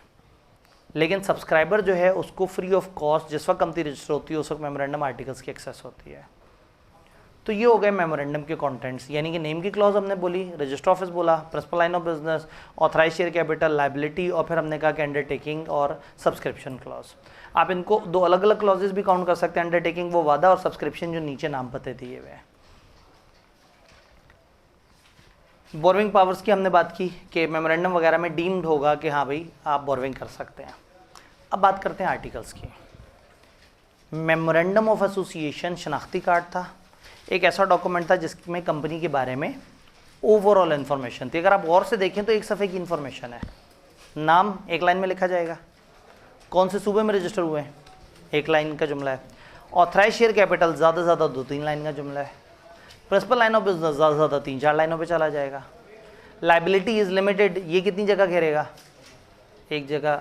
तो टेक्निकली 7-8-10 लाइनों में ख़त्म हो जाएगा. तो एक बड़े सफ़े में एंड पे आपके पास जगह बच जाएगी. तो नॉर्मली क्या होता है, एंड पे आप अंडरटेकिंग और वो वादा लिखते हैं कि हम चंद सेवरल लोग ऐसे करेंगे, और नेक्स्ट पेज पे शुरू में एक टेबल सा बना हुआ होता है जिसमें तमाम सब्सक्राइबर्स के नाम और वो सारी इन्फॉर्मेशन टेबुलर फॉर्म में दी हुई होती है, नाम, एड्रेसेस, फलाना फलाना फलाना. तो मेमोरेंडम बनाना आसान है. मैंने आपको बताया, आपने सुन लिया, आपने पढ़ लिया, कल को आप अपनी कंपनी रजिस्टर कराने लगते हैं तो आपके लिए कोई दिक्कत नहीं है, आप मेमोरेंडम बड़े आराम से बना सकते हैं. लेकिन आर्टिकल डिटेल डॉक्यूमेंट है, article bylaws of company है. ये मेमोरेंडम है कंपनी का कॉन्स्टिट्यूशन, आइन है कंपनी का, उसके अंडर आते हैं ये बाय लॉज, और फर्दर कंपनीज एक्ट के अंडर आते हैं. कंपनीज एक्ट सबसे ऊपर, फिर मेमोरेंडम, फिर आर्टिकल कंपनीज एक्ट के अगेंस्ट नहीं हो सकता और कंपनीज एक्ट और आर्टिकल मेमोरेंडम के अगेंस्ट नहीं हो सकता, मेमोरेंडम कंपनीज एक्ट क्या है, इसके नीचे भी कुछ है, यानी कि कोई भी कॉन्ट्रैक्ट या रेजोल्यूशन आर्टिकल के अगेंस्ट नहीं हो सकती, आर्टिकल मेमोरेंडम के अगेंस्ट नहीं हो सकता और मेमोरेंडम एक्ट के अगेंस्ट। अगर इन डॉक्यूमेंट में कहीं भी कंपनीज एक्ट से खिलाफ कोई भी बात लिखी है तो जितनी बात उसके अगेंस्ट लिखी हुई है वो नल एंड वॉइड हो जाएगी, आप उसको कंसिडर नहीं करेंगे। तो एक छोटा सा सेक्शन है जो चैप्टर के एंड के करीब उन्होंने थोड़ा सा करके दिया हुआ है। अब आर्टिकल्स हमने बनाने हैं, आर्टिकल्स बनाने के लिए हम क्या करें, क्योंकि आर्टिकल्स में तो हमने बताना है कि कंपनी क्या होगी, कंपनी कैसे चलेगी, इलेक्शन कैसे हुआ करेंगे, शेयर्स किस तरह से होंगे, फलाना काम कैसे होगा, फलाना काम कैसे होगा। तो आर्टिकल्स बनाना या आर्टिकल्स के बारे में इंफॉर्मेशन ये आसान बात नहीं है। मेमोरेंडम मैंने आपको बताया 1-1.5 सफ़े का मेमोरेंडम आप बना लेंगे, लेकिन आर्टिकल्स अगर मैं आपसे कहूँ एक कंपनी के आर्टिकल्स लिखें और 11-12 सफ़े के होने चाहिए आर्टिकल्स, तो आपके लिए थोड़ा सा दिक्कत है। लॉ ये मानता है कि आर्टिकल टेक्निकल है, तो उसने क्या कह दिया, लिमिटेड बाय शेयर कंपनी को 2 ऑप्शंस देते हैं। उसने कहा भाई तुम एक काम करो, कंपनीज एक्ट के एंड पे हमने एक फॉर्मेट दिया हुआ है आर्टिकल्स का, तुम उसे फॉलो कर लो, उसको हम कहते हैं टेबल ए। जो कंपनीज लिमिटेड बाय शेयर है उनको क्या ऑप्शन दी, उनको कहा कि कंपनीज एक्ट के एंड पे स्केजुअल्स दिए हुए हैं, उनमें से फर्स्ट स्केजुअल है, फर्स्ट स्केजुअल में मेमोरेंडम आर्टिकल के फॉर्मेट है। फर्स्ट स्केजुअल के जो मुख्तलिफ डॉक्यूमेंट है उनको हम कहते हैं tables, table A B C D इस तरह से करके। तो उन्होंने कहा कि भाई जो वो फॉर्मेट आप उसे फॉलो कर लो। आप अगर देखेंगे तो आपको एक टेबल सा नज़र आएगा, मैं उसकी तरफ जल्दी से आके वो दिखा दूँ फिर वापस पीछे चलते हैं, अगर वो टेबल यहाँ पे है तो। फर्स्ट स्केजुअल है ना, उसके अंदर मुख्तलिफ टेबल्स दिए हुए हैं, table A B C D E F. Table का मतलब है टेबल नहीं है, टेबल का मतलब है एक फॉर्मेट है। तो इसमें इन्होंने फॉर्मेट दिए हुए हैं अलग अलग कंपनियों के। Table A company limited by shares के आर्टिकल्स का एक फॉर्मेट है कि अगर आपको गाइडेंस लेनी है तो वहाँ पे आर्टिकल्स का फॉर्मेट दिया हुआ है। मेमोरेंडम का फॉर्मेट कहाँ दिया हुआ है, टेबल बी में। इन कंपनियों का guarantee limited not having share capital के आर्टिकल मेमोरेंडम सी में, और इन कंपनियों का टेबल डी में, अनलिमिटेड का टेबल ई में, और सेक्शन 42 वाली कंपनियों का। तो ये अलग अलग डॉक्यूमेंट हैं जिसमें, अब ये बाकी सारों में गाइडेंस वाला फॉर्मेट है, लेकिन जो टेबल ए है ना ये कमाल टेबल है, ये बहुत डिटेल्ड फॉर्मेट है। इसमें उन्होंने क्या किया, एक कंपनी के आर्टिकल्स में जो जो काम की बातें होनी चाहिए वो सारी एक जगह लिख डाली हैं, सारी की सारी। अब अगर मैं एक कंपनी बनाने जा रहा हूँ और मुझे नहीं पता कि आर्टिकल्स में क्या क्या लिखना होता है, तो सेफेस्ट ऑप्शन ये है कि मैं मेमोरेंडम जमा कराऊँ रजिस्ट्रार को और साथ एक जुमला लिख दूँ, मैंने आर्टिकल्स के लिए टेबल ए को फॉलो कर लिया है। तो टेबल ए ही बन जाएंगे मेरे आर्टिकल्स। टेबल ए जिसमें आर्टिकल्स दिए हुए हैं और उसके बारे में सारी इन्फॉर्मेशन दी हुई है। बाकी कंपनियां क्या करें, बाकी कंपनियां अपने आर्टिकल्स खुद बनाएंगी, जबकि लिमिटेड बाय शेयर कंपनी को दोनों ऑप्शन मिल गई है, चाहो तो खुद से प्रोफेशनल से अपने आर्टिकल्स बनवा लो, चाहो तो बना बनाया टेबल ए। तो या तो आप आर्टिकल्स रजिस्टर करवा लें खुद बना के, या क्या करें टेबल ए को फॉलो कर लें। और बाकी कंपनियों के लिए रजिस्ट्रेशन ऑफ आर्टिकल्स कंपलसरी है। गारंटी लिमिटेड और अनलिमिटेड कंपनी के केस में वही कहते हैं कि हमने टेबल ए की तो आपको गाइडेंस नहीं दी, लेकिन आप जब कंपनी के आर्टिकल्स बनाएं तो at the time of making company जितना शेयर कैपिटल है आपने वो भी बताना है, और अगर आपकी company not having share capital है तो जितने मेंबर्स हैं आपने वो भी बताना है इसमें अलग से। तो आर्टिकल्स बनाने के बारे में उन्होंने गाइडेंस दे दी। उन्होंने आर्टिकल्स के कंटेंट्स के अंदर क्या बातें लिखनी है वो सब नहीं बताया, बस ये बताया कि आप टेबल ए को अडॉप्ट कर सकते हैं। फिर एम ही पता नहीं किताब को क्या मस्खरी सूझी, उन्होंने सोचा कि ज़रा इन बच्चों को बता तो दें टेबल ए में किस किस चीज़ के बारे में बातें होती हैं। तो टेबल ए की हेडिंग्स, अब टेबल ए में 84 क्लॉजेज हैं तकरीबन, लेकिन उसमें से कौन कौन से मोटे एरियाज़ हैं तो एक लिस्ट सी दे दी कि टेबल ए में बस चंद इन चीज़ों के बारे में डिस्कशन है, को 1.5 सफ़े की लिस्ट।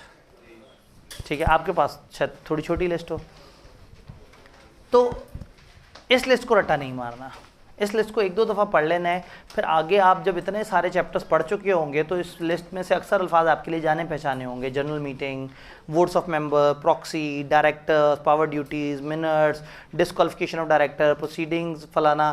तो ये आपने ना एक दफ़ा सिलेबस ख़त्म होने के बाद 2-3 दफ़ा इस लिस्ट को पढ़ लेना है, इस लेवल पर पढ़ लेना है कि खुदा ना खास्ता पेपर में सवाल आए तो आप कुछ ना कुछ लिख सकें। चैप्टर 1 to 5 की कंबाइंड वेटेज है 15 से 20 नंबर। उनको चैप्टर 1 भी बहुत पसंद है और चैप्टर 5 भी बहुत पसंद है। चैप्टर 2 पहले ही थोड़ा सा दरमियाना सा है, ऊपर से चैप्टर 2 में इतना कुछ है पूछने को कि ये इंतहाई गंदा सवाल होगा। यानी कि अगर एग्जामिनर ये पूछे ना पूरे चैप्टर 2 में से सब छोड़ के कहे ज़रा टेबल ए के कंटेंट्स की लिस्ट दे दो, तो इससे समझ आ जाएगा कि उसके पास सवाल नहीं है बनाने को, मतलब वो बिल्कुल भी जो है ना वो मूड में नहीं है कि वो थोड़ा सा भी अच्छा सवाल बनाए।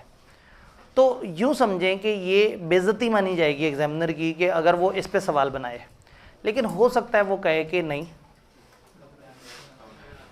बच्चे को तो हर चीज़ पता होनी चाहिए, कहीं ऐसा ना हो कि बच्चे आबदी साहब का ये जुमला सुन के और ये लिस्ट छोड़ दें। तो ऐसे में ये चीज़ें जो है ना, ठीक है, उन्होंने कहा हो सकता है वो लेक्चर सुन रहा हो, ठीक है, तो ये वाला लेक्चर नहीं सुन रहा होगा, लेकिन कुछ ऐसी खतरनाक जगह पे लेक्चर होता है जो वो सुन भी लेता है कई दफ़ा, और कई दफ़ा खतरनाक बातें हो भी जाती हैं। तो एग्जामिनर भी तो इंसान है ना, उसको भी तो जानना है ना कि दुनिया में क्या चल रहा है, कैसे जानेगा वो, ठीक है। एक आसान तरीन तरीका ये है कि वो देखे कि अच्छा ICAP में आके टीचर्स क्या क्या बातें कर रहे हैं। ICAP तो उनका अपना फोरम है, तो अगर वहाँ जो बातें कर रहे हैं तो उससे एक मिजाज समझ आ जाएगा कि बच्चों का क्या मिजाज है और टीचर्स का क्या मिजाज है।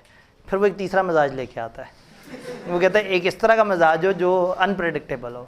तो कहने का मतलब है कि आपने इसे रट्टा नहीं मारना, लेकिन आपने इसको 2-3 दफ़ा इतना पढ़ लेना है कि मोटी मोटी बातें आप इसमें लिख सकें। पेपर में कुछ समझना है ना, सारे चैप्टर्स के नाम लिख देने हैं, ठीक है। इनकॉर्पोरेशन लिख देना है, डायरेक्टर लिख देना है, मेंबर लिख देना है, डिविडेंड लिख देना है, अकाउंट्स लिख देना है। 70% आप सही लिख रहे होंगे। ये ईमान के कमज़ोर तरीन दर्जे वाले बंदे के लिए, ठीक है, जो बिल्कुल ही वहाँ पे बिल्कुल ही हवनक हुआ और सवाल आ जाए तो कम से कम आप चैप्टर्स के नाम लिख दें तो 70% आपको नंबर मिल जाने हैं। हाँ, अब अगर आप इस लेवल पे हैं कि आपको सिर्फ 12 चैप्टर्स के नाम भी नहीं पता, तो मतलब एक तरफ आपने 70 सफ़े का कमतिलो याद करना है और एक तरफ आपको 12 नाम याद नहीं है, तो ये तो फिर बड़े जुल्म की बात है। ऐसे बंदे के बारे में मैं कुछ नहीं कह सकता, ठीक है। शायर के अल्फाज जो है ना वो ख़त्म हो गए हैं, शायर कंफ्यूज हो गया है कि ये कितना दे लोग हैं, कित्थों आंदे हैं। यहाँ एक कुछ बदतमीज़ी 3 लाइनें लिखी हुई हैं, इनको जितना भी पढ़ लेना कुछ नहीं समझ आती, तो रहने देते हैं। आसान अल्फाज में वो कहना ही चाह रहे हैं कि आपने टेबल A की सारी रिक्वायरमेंट्स का एहतराम करना है। आप अपने आर्टिकल खुद भी बनाएंगे ना, तो टेबल A के मिनिमम कंटेंट अपने आर्टिकल में पूरे कर लेना। पहला रूल, अगर आप अपने आर्टिकल्स नहीं बना रहे तो टेबल A 100% फॉलो होगा, फिर तो वही रूल चलेंगे। आप अपने आर्टिकल्स बना रहे हैं और टेबल A अलग से मौजूद है और आपके आर्टिकल्स ने टेबल A की 80% बातें कर दी और 20% नहीं की, तो आपके आर्टिकल्स पूरे माने जाएंगे और 20% बातें टेबल A की मानी जाएंगी। और अगर आपने टेबल A की सारी बातों को ओवरराइड करके अपनी सारी बातें डिफाइन कर दी तो फिर आपकी सारी बातें मानी जाएंगी। कहने का मतलब है कि आपके अपने बनाए हुए आर्टिकल्स में मिनिमम कंटेंट्स टेबल A के पूरे होने चाहिए। अब इस चीज़ को जहन में रख के पढ़ेंगे तो बात समझ आएगी। Table A is applicable in full if articles are not registered. अगर आप अलग से नहीं रजिस्टर करा रहे तो फिर टेबल A 100% एप्लीकेबल है। Table A is applicable to the extent not modified और excluded by articles filed by. Company ने जो आर्टिकल फाइल किए उसमें जिस हद तक उसको एक्सक्लूड नहीं किया था, जिस हद तक उसके पॉइंट्स को कवर नहीं किया था, ये नहीं हो सकता कि आर्टिकल्स ने कहा कि कोरम होगा 10 बंदों का और खुद ही उसने कह दिया हो कि आप ज़्यादा भी कर सकते हैं। टेबल A में लिखा हो 10 बंदों का कोरम, आप कहें 12 बंदे का कोरम, तो इसका मतलब है आपने उसके 10 वाले रूल को एक्सक्लूड करके अपना 12 का रूल दे दिया। अब आप कहेंगे कि हम तो अगेंस्ट जा ही नहीं सकते थे। कंपनीज एक्ट के सेक्शन ने ख़ास तौर पे कह दिया, जो कोरम को एक्सप्लेन करता हुआ सेक्शन है, उसने सेक्शन 134 है गालबन, उसने स्पेसिफिकली आपको बता दिया कि जब कोरम हो तो unless larger number is fixed by articles, quorum इतना होगा। लॉ ने खुद इजाज़त दे दी, तो इसका मतलब है कि अगर आप उससे ऊपर जाएं तो कोई मसला नहीं, हाँ अगर उससे नीचे चले जाएं तो फिर मसला है। तो जिस हद तक आपने एक्सक्लूड कर दिया, जिस हद तक उसकी चीज़ें नहीं काउंट की, वो काउंट होगा। तीसरा, table is not applicable at all, सिरे से एप्लीकेबल नहीं होगा अगर आपके आर्टिकल्स ने स्पेसिफिकली उसकी सारी बातें एक्सक्लूड कर दी, आपने सारे रूल्स अपने बता दिए। तो कहने का मतलब है इन सारे टॉपिक्स के ऊपर अगर आपने सारी बातें कर दी हैं तो फिर टेबल A की ज़रूरत नहीं है। आपने कुछ बातें की हैं, कुछ मिस कर दी हैं, जो मिस की हैं वो टेबल A की, और आपने सिरे से कोई बात नहीं की। आसान अल्फाज में आपके आर्टिकल्स किसी भी किस्म के हों, टेबल A की कम से कम कॉन्टेंट्स पूरे होने चाहिए उसमें। तो ये 3 जुमले अजीब सी बात कर रहे हैं। अब आते हैं हम चेंज की तरफ। चेंज को थोड़ा सा समझने की कोशिश करते हैं कि चेंज क्या है और किस किस तरह से है, और फिर उस चेंज को कनेक्ट कर देंगे और कुछ स्पेशल बातें भी। अब किताब में चीज़ें अलग तरीके से लिखी हुई हैं, मैं आपको एक डायग्राम के थ्रू थोड़ा सा समझाने की कोशिश करूँगा।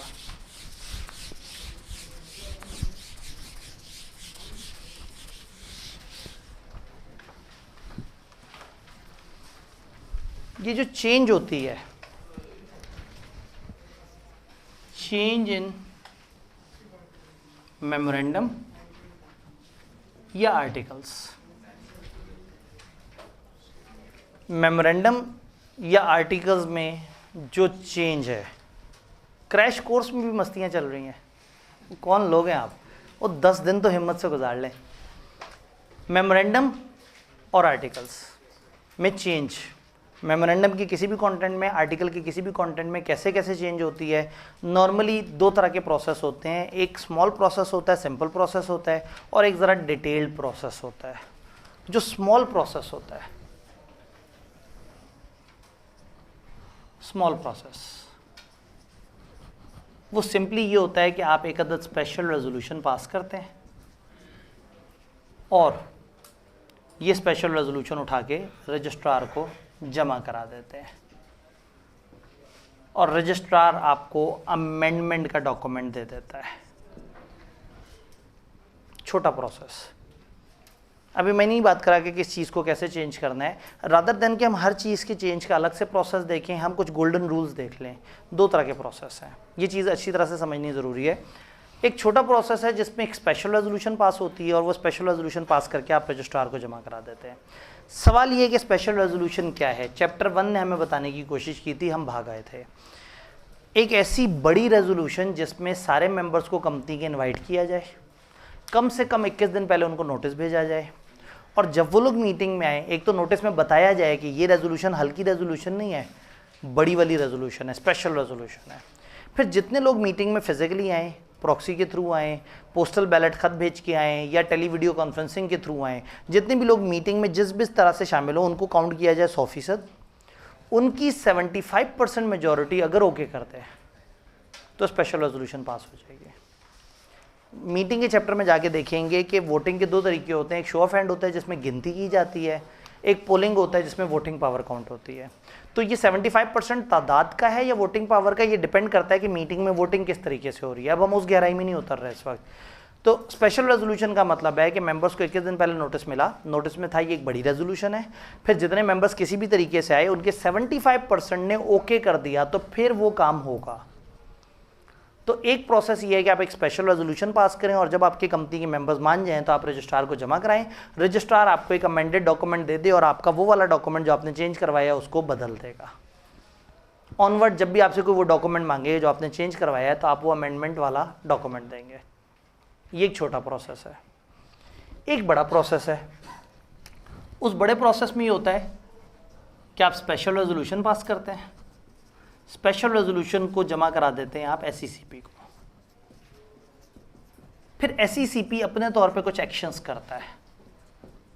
SECP के एक्शंस क्या होते हैं? वो मेंबर्स से पूछता है आपको कोई मसला तो नहीं, वो क्रेडिटर से पूछता है आपको कोई मसला तो नहीं, वो मार्केट को देखता है कि मार्केट को तो नहीं मसला, पब्लिक इंटरेस्ट को देखता है पब्लिक इंटरेस्ट को तो नहीं कोई मसला। अगर सब कुछ सही होता है तो SECP कंपनी को और रजिस्ट्रार को सैंक्शनिंग ऑर्डर इशू कर देता है। वो कह देता है कि ठीक है जी मैंने आपको इजाज़त दे दी, और कंपनी को जो ऑर्डर मिला है कंपनी उसको एक्नॉलेजमेंट के तौर पे रजिस्ट्रार को भेज देती है और देन रजिस्ट्रार उस अमेंडमेंट को अप्रूव कर देता है और आपका वो डॉक्यूमेंट अपडेट करके आपके हवाले कर देता है। तो बड़े प्रोसेस और छोटे प्रोसेस में फ़र्क है SECP का। अगर आप कोई ऐसी चेंज कर रहे हैं जो बहुत ज़्यादा मेजर नहीं है या जिससे उन्हें लगता है कि कोई बहुत बड़ा फ़र्क नहीं पड़ने वाला, वो आपको छोटा प्रोसेस सजेस्ट करते हैं। और जब आपको ऐसी चेंज कर रहे हैं जिसमें बहुत ज़्यादा चेंजेस आ रही हैं तो फिर आपको सजेस्ट करते हैं वो बड़ा प्रोसेस। अब ये उनकी डिस्क्रिशन है कि आपको छोटा प्रोसेस कहाँ कहें और बड़ा प्रोसेस कहाँ कहें। हम अपने सिलेबस के हिसाब से देख लेते हैं कि हमें कौन सी चीज़ इस प्रोसेस से बताइए, कौन सी इसमें। इसमें क्या हो रहा है, स्पेशल रेजोल्यूशन के पास आप किससे रब्ता कर रहे हैं? आप उनसे पूछ रहे हैं जी आपको तो नहीं कोई मसला। SECP क्या करता है, मेंबर्स क्रेडिटर से अलग अलग मीटिंग करके उनसे जानता है कि भाई इस चेंज से आपको नुकसान तो नहीं होगा। जब उसे पता लग जाता है कि उनको कोई नुकसान नहीं होगा तो SECP फिर कंपनी को सैंक्शनिंग ऑर्डर दे देता है और कंपनी वो ऑर्डर उठा के रजिस्ट्रार को जमा करा देती है। तो ये दरमियान में SECP है, तो ये बन गया हमारा बड़ा प्रोसेस, डिटेल्ड प्रोसेस।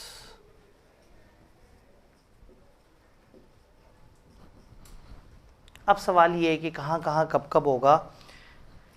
मेमोरेंडम के कंटेंट्स में पहले साइड पे लिखता हूँ। मेमोरेंडम के कंटेंट्स याद है? Name, registered office, principal line of business, liability clause, share capital clause, undertaking clause, subscription clause. अब मज़े की बात है कि अंडरटेकिंग तो उन्होंने बताई थी कि क्या वादा करना है, और सब्सक्रिप्शन में बानियान के नाम थे, तो बानियों के नाम नहीं चेंज होते, ये क्लॉज चेंज नहीं होगी। फिर लाइबिलिटी क्लॉज, लाइबिलिटी क्लॉज में लिखा था लाइबिलिटी लिमिटेड है, आप 2 करोड़ की कंपनी है या 25 करोड़ की कंपनी है, वहाँ वही जुमला लिखा होगा, तो वो लाइबिलिटी क्लॉज चेंज नहीं होती। एक सूरत में चेंज होगी, अगर पूरी कंपनी ही चेंज हो रही है, तो फिर हम लाइबिलिटी क्लॉज की चेंज का प्रोसेस नहीं पढ़ते, हम उस सूरत में स्टेटस का चेंज पढ़ते हैं। कंपनीज एक्ट के सेक्शन 46 से 50 के दरमियान वो प्रोसेस दिए हैं और अल्हम्दुलिल्लाह हमारे सिलेबस में नहीं है। अगर होते भी तो मैंने सिर्फ एक लाइन एक्स्ट्रा इस्तेमाल करनी थी और इसी डायग्राम में वो भी फिट हो जाने थे। कुछ छोटे प्रोसेस से होते हैं, कुछ बड़े प्रोसेस से होते हैं। जस्ट फॉर अंडरस्टैंडिंग अगर आप चाहेंगे तो मैं आपको बता दूंगा। अब इसमें लाइबिलिटी क्लॉज भी चेंज नहीं होनी। शेयर कैपिटल का चेंज चैप्टर 5 हमें बताएगा, तो फिर इस चैप्टर में जिनका हम चेंज पढ़ना चाह रहे हैं वो ये है। अब चैप्टर 5 ने तो अपने टाइम पे बताने, हम अभी डिस्कस कर लेते हैं। ये मेमोरेंडम की क्लॉजेज हो गई। दूसरा डॉक्यूमेंट कौन सा था? आर्टिकल्स। तो नेम का चेंज छोटे प्रोसेस से होगा। प्रिंसिपल लाइन ऑफ बिजनेस का ऑर्डिनरी चेंज, अगर उसमें सिंपल चेंज है तो प्रिंसिपल लाइन ऑफ बिजनेस का अगर सिंपल चेंज है तो वो इसके थ्रू होगा। Then authorise share capital clause अगर चेंज हो रही है, छोटे प्रोसेस के थ्रू होगी। आर्टिकल्स में अगर चेंज आ रहा है, छोटे प्रोसेस से चेंज होगा। तो फिर बड़ा प्रोसेस कहाँ कहाँ आएगा? रजिस्टर्ड ऑफिस क्लॉज में बड़ा प्रोसेस आएगा। जब आप रजिस्टर्ड ऑफिस है, जब आप अपना सूबा चेंज कर रहे होंगे तब। फिर एक स्पेशल केस है प्रिंसिपल लाइन ऑफ बिजनेस। अगर आप इस तरह का चेंज कर रहे हैं कि आप किसी लाइसेंस एक्टिविटी की तरफ जा रहे हैं, आप ऐसा चेंज कर रहे हैं, अपना लाइन ऑफ बिजनेस उस तरह से चेंज कर रहे हैं और आप एक ऐसा काम शुरू कर देते हैं जिसके लिए लाइसेंस लेना चाहिए, तो फिर ये एक बड़े लेवल की चेंज है। फिर SCCP के पास जाएगा मामला। तो अगर आपसे कोई पूछे प्रिंसिपल लाइन ऑफ बिजनेस कैसे चेंज होता है और कोई एक्स्ट्रा इन्फॉर्मेशन ना हो, आप छोटा प्रोसेस बताएंगे। और अगर वो कहेंगे principal line of business change करके हम एक ऐसी एक्टिविटी में जा रहे हैं जिसके लिए लाइसेंस लेना पड़ता है अलग से, तो ये बड़े वाले प्रोसेस से होगा। क्या ये बात समझ आई? तो अब आपको बजाय इसके कि हम ये 6 दफ़ा प्रोसेस पढ़ें ये दोनों के दोनों, तो जब भी वो पूछे नेम क्लॉज अपनी खुशी से चेंज करनी है तो कैसे होगा, आप कहेंगे स्पेशल रेजोल्यूशन फलाना फलाना। पूछे प्रिंसिपल लाइन ऑफ बिजनेस कैसे होगा, आप कहेंगे ऐसे ऐसे और ऐसे। वो कहेंगे ऑथराइज शेयर कैपिटल क्लॉज कैसे चेंज होगी, आप यही बात बताएंगे। वो कहेंगे आर्टिकल्स कैसे चेंज होंगे, आप यही बात बताएंगे। जब आपसे रजिस्टर ऑफिस का चेंज पूछा जाए, आप पूरा प्रोसेस बता सकते हैं। प्रिंसिपल लाइन ऑफ बिजनेस का ऐसा चेंज जिससे लाइसेंस एक्टिविटी में आप जा रहे हैं, तो भी आप ये बड़ा वाला प्रोसेस बताएंगे।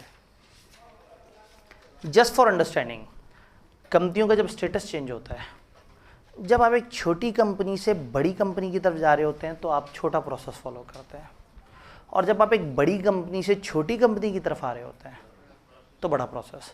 फॉर एग्जांपल आप एक पब्लिक से प्राइवेट की तरफ आ रहे हैं तो बड़ा प्रोसेस फॉलो करेंगे। प्राइवेट से पब्लिक की तरफ जा रहे हैं, छोटा प्रोसेस फॉलो करेंगे। तो अगेन इसमें आगे चल के फाइनल में आप देखेंगे कि उनके क्या रूल्स हैं। यही डायग्राम होगी, यही सारे रूल्स होंगे। तो एक चीज़ समझ आ गई कि लॉ ने 2 तरह के प्रोसेस बताए हुए हैं। तो हमारी किताब ने इस तरह से नहीं बताया कि एक प्रोसेस बताया दूसरा और फिर उसके सामने लिस्ट डाउन कर दिया। किताब ने जब जब जो आया उसको बहुत ही अकीदत और एहतराम से पूरा पूरा बताया है। अब आपको पूरा बताने की ज़रूरत नहीं। हाँ, अब इसमें काम की बातें और क्या क्या हैं। नेम में कुछ और बातें भी हम करते हैं। वो कुछ और बातें क्या होती हैं कि नेम की एक चेंज तो होती है वॉलंटरी, एक होती है रेक्टिफिकेशन। रेक्टिफिकेशन का मतलब है आप अपनी खुशी से चेंज नहीं कर रहे, आपको इदारों ने कहा है, रजिस्ट्रार ने कहा तुम्हारा नाम गलत है, इसे चेंज करो। जब इदारे आपको कहेंगे तो उनका हुक्म आने के 30 दिनों के अंदर आपको नाम चेंज करना होगा। मेंबर्स को नहीं बुलाएंगे, डायरेक्टर्स अपनी मीटिंग में नाम चेंज कर लेंगे। अगर आप उनकी हुकूमतुली करेंगे, उनकी डायरेक्शन के बावजूद नाम चेंज नहीं करेंगे, तो वो अपनी पसंद से आपका कोई भी नाम चेंज करके अपने रिकॉर्ड में लिख देंगे और आपको एक नया सर्टिफिकेट ऑफ इनकॉर्पोरेशन दे देंगे। तो नाम का चेंज वॉलंटरी भी हो सकता है और रेक्टिफिकेशन भी हो सकती है। वॉलंटरी इस प्रोसेस से होगा, रेक्टिफिकेशन में ये प्रोसेस नहीं होगा, वो आपको नोटिस देंगे, अपॉर्चुनिटी ऑफ बीइंग हर्ड देंगे, आप अपनी बात उन्हें सुनाएंगे और बात सुनने के बाद जब उन्हें समझ आएगा कि बात सही है गलत है तो वो एक फ़ैसला जारी करेंगे। अगर वो फैसला आपके अगेंस्ट है तो आपको 30 दिनों के अंदर अंदर उस फैसले का एहतराम करना होगा, नहीं तो वो ज़बरदस्ती एहतराम करवा ही लेंगे, खुद ही से नाम बदल के और आपको एक सर्टिफिकेट दे देंगे। दूसरी खास बात हमने क्या जहन में रखनी है नेम की, जब नेम चेंज होता है तो आपको एक नया सर्टिफिकेट ऑफ इनकॉर्पोरेशन मिल जाता है जिसमें आपका नया नाम लिखा होता है, उसमें लिखा होता है कि प्रीवियसली इस कंपनी का नाम क्या हुआ करता था। देन नाम चेंज होने से आपकी कंपनी के लीगल स्टेटस पे फ़र्क नहीं पड़ता, आपके जो लीगल केसेस पुराने नाम पे चल रहे थे वो नए नाम पे शिफ्ट हो जाते हैं, आपके तमाम कॉन्ट्रैक्ट्स जो पुराने नाम पे चल रहे थे वो नए नाम पे शिफ्ट हो जाते हैं। बस एक एहतियात करनी है कि आपने 90 दिन तक कंपनी का पुराना नाम और नया नाम इकट्ठे दिखाना है ताकि लोगों को अचानक से घबराहट ना हो कि ये कंपनी कहाँ चली गई, ये तो कोई नई कंपनी आ गई है। तो आप 90 दिन तक नया और पुराना नाम साथ साथ दिखाते रहेंगे।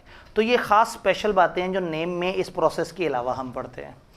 आर्टिकल्स के चेंज में भी एक ख़ास बात हम पढ़ते हैं। अगर आप आर्टिकल्स का चेंज कर रहे हैं और उसमें किसी ख़ास क्लास के राइट्स चेंज कर रहे हैं, क्लास का मतलब है किसी ख़ास छोटे ग्रुप के राइट्स चेंज कर रहे हैं। फॉर एग्जाम्पल मैं अक्सर एग्जाम्पल देता हूँ, ये बात इजीली समझ आ जाती है। एक कंपनी है उसमें 95% हो ऑर्डिनरी शेयर कैपिटल और 5% हो प्रेफरेंस शेयर कैपिटल रखने वाले, और ऑर्डिनरी वालों को हमेशा दुख होता हो कि प्रेफरेंस वालों को हर दफ़ा डिविडेंड मिल जाता है, हमें नहीं मिलता। क्यों मिलता है? क्योंकि आर्टिकल्स में लिखा है। तो वो तंग आके कहें कि आर्टिकल्स चेंज कैसे होते हैं? स्पेशल रेजोल्यूशन से। स्पेशल रेजोल्यूशन के लिए कितनी परसेंट मेजोरिटी चाहिए? 75%। इनके पास कितनी है? 95%। तो कहीं ऐसा ना हो कि ये इकट्ठे हों और आर्टिकल्स में ऐसी चेंज कर दें जिससे एक माइनॉरिटी की हक मुतासर हो जाए। तो लॉ ने एक रूल दिया है कि अगर आर्टिकल्स में इस नोयत की चेंज है जो किसी खास क्लास के राइट्स को मुतासर कर रही है, वो स्पेशल रेजोल्यूशन तब तक पास नहीं हो सकती जब तक उस क्लास के भी 3/4 लोग उसको ओके ना कर दें, तब तक वो चेंज नहीं अप्रूव होगी, जब तक कि उस कैटेगरी के भी 3/4 लोग उसको ओके ना कर दें। डन? क्या ये सारी बात समझ आ रही है? जल्दी से किताब में अल्फाज देख लेते हैं, नहीं तो आप कहेंगे अंग्रेजी तो हमें दिखाई नहीं थी।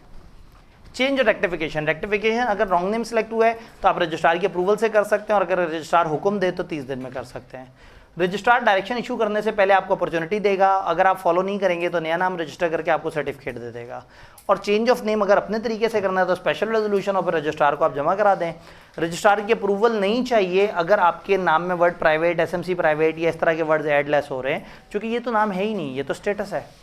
नाम का चेंज तो होगा कि आपकी कंपनी का नाम है आबिद फर्नीचर, तो आप उसको कर दें गयूर फर्नीचर, तो ये नाम का चेंज है। लेकिन आबिद फर्नीचर प्राइवेट लिमिटेड का नाम हो जाए आबिद फर्नीचर लिमिटेड, तो ये नाम का चेंज नहीं है, स्टेटस का चेंज है। तो नाम के एंड पे ये वर्ड हटना लगना, इसके लिए आपको रजिस्ट्रार की अप्रूवल नहीं चाहिए। रेजोल्यूशन की टाइप्स हमारी उस वक्त मिस हो गई थी। स्पेशल रेजोल्यूशन जो majority of not less than 3/4 of such member जो मीटिंग में पर्सन और प्रॉक्सी या पोस्टल बैलेट वगैरह आए हुए हैं, वो 21 दिन का नोटिस दिया हुआ है जिसमें ये बताया गया है कि ये रेजोल्यूशन स्पेशल होगी। अगर सारे मेंबर्स मीटिंग अटेंड करने की एंटाइटल और वो सारे मान जाएं तो 21 दिन से छोटा नोटिस भी हो सकता है। एक छोटी कंपनी जिसमें 10 मेंबर्स हैं और 10 के 10 सामने बैठे हैं, अगर उनको बता दें तो 21 के बजाय 10 दिन बाद भी आप इकट्ठे होना चाहें, 5 दिन बाद भी इकट्ठे होना चाहें, हो सकते हैं। ऑर्डिनरी रेजोल्यूशन होती है जिसमें सिंपल मेजॉरिटी होती है। सिंपल मेजॉरिटी नॉर्मली 50% होती है, टेबल ए भी 50% कहता है, बट कंपनीज एक्ट ने ये राइट दिया है कि आप सिंपल मेजॉरिटी की परसेंटेज अगर बदलना चाहें तो बदल सकते हैं। दिस कैन हैपन कि आप अपनी कंपनी में कहें 45% सिंपल मेजॉरिटी होगी। दिस कैन हैपन कि आप कह दें 55% सिंपल मेजॉरिटी होगी। तो सिंपल मेजॉरिटी का नॉर्मल परसेंटेज 50 है, but you have a right कि आप इसे चेंज कर सकते हैं। ये एक ऐसी छुपी हुई बात है लॉ की जिसके ऊपर डिस्कशन नॉर्मली नहीं होती। Simple majority of such members of the company entitled to vote as are present in person by proxy exercise the option through postal ballot as provided in articles or as may be specified। जो आपने articles में लिख दी हो या जो आपने general meeting में आपने तय कर लिया हुआ है, आप उसके मुताबिक ही सिंपल मेजॉरिटी की परसेंटेज चेंज भी कर सकते हैं। बट अगेन चूंकि इससे कनेक्टेड कोई सेक्शन नहीं है तो ज़्यादा गहराई में नहीं उतरते। सिंपल मेजॉरिटी 50% मान लेते हैं और special resolution 75%। Change and rectification of name, effect of change क्या होगा, पुराना नाम की जगह नया नाम रजिस्टर हो जाएगा, नया सर्टिफिकेट मिल जाएगा, कंपनी नया नाम पुराना नाम के साथ 90 दिन तक दिखाती रहेगी। राइट्स एंड ऑब्लिगेशन और जो लीगल प्रोसीडिंग कंपनी के अगेंस्ट चल रही है पुराने नाम पे, वो ऑटोमेटिकली नए नाम पे आ जाएगी। फिर नाम की पब्लिकेशन से रिलेटेड भी हमने बातें कर ली थी कि आपका तमाम ऑफिसेस के बाहर नाम डिस्प्ले होगा, सर्टिफाइड कॉपी सर्टिफिकेट की आप रखेंगे, आपके तमाम जो डॉक्यूमेंट्स उस पर नाम, रजिस्टर्ड ऑफिस का एड्रेस, टेलीफोन, फलाना फलाना मौजूद होगा। लेवल ऑफ पेनल्टी होगी, जो नाम को मिसयूज़ करेगा पर्सनली लायबल होगा। बातें हमने सारी की हुई हैं, जब देखते जा रहे हैं। एक छोटी सी डिस्कशन जो हमारी नहीं हो सकी, रजिस्टर्ड ऑफिस। हमने रजिस्टर्ड ऑफिस क्लॉज तो पढ़ ली थी, रजिस्टर्ड ऑफिस नहीं पढ़ा। रजिस्टर्ड ऑफिस क्लॉज थी आप कौन से सूबे में रजिस्टर हुए हैं, और रजिस्टर्ड ऑफिस का एड्रेस है वो जगह जहां पे आपकी कंपनी को नोटिस भेजे जाएं। तो एक कंपनी बनने के बाद 30 दिनों के अंदर अंदर you must have a place जिसको आप कहें हमारा रजिस्टर्ड ऑफिस है, और उसका एड्रेस आपने मेंबर्स वो आपने इदारों को जमा कराया हुआ। और रजिस्ट्रार को कंपनी बनने के 30 दिनों के अंदर अंदर आपने एक और एड्रेस देना है। अगर बीच में कभी ये चेंज होगा तो 15 डेज ऑफ चेंज के अंदर अंदर आपने यह वाला कम्युनिकेट करेंगे। रजिस्टर्ड ऑफिस का एड्रेस और है, और रजिस्टर्ड ऑफिस, अब रजिस्टर्ड ऑफिस में 3 तरह की चेंजेस आ सकती हैं। आपका शहर चेंज नहीं हुआ, सूबा चेंज नहीं हुआ, सिर्फ एड्रेस चेंज हुआ, 15 दिन में बता दें। शहर चेंज हुआ, सूबा चेंज नहीं हुआ, स्पेशल रेजोल्यूशन पास कर दें, छोटा प्रोसेस। बल्कि यहाँ लिख सकते हैं हम रजिस्टर्ड ऑफिस क्लॉज की ऐसी चेंज जिसमें सूबा चेंज नहीं हो रहा, शहर चेंज हो रहा है, क्योंकि असल में उससे क्लॉज चेंज नहीं ना हो रही होती। लेकिन अगर शहर चेंज हो रहा है तो स्पेशल रेजोल्यूशन चाहिए, और अगर सूबा ही चेंज हो रहा है तो फिर आपको बड़ा वाला प्रोसेस फॉलो करना होगा। तो दिस कैन हैपन के पेपर में वो आपसे कहेंगे सूबा चेंज हो रहा है, तो आप वो बड़े प्रोसेस तो बताएं, साथ में ये भी बताएं कि 15 दिन ऑफ चेंज के अंदर अंदर आपने नया एड्रेस भी बताना होगा।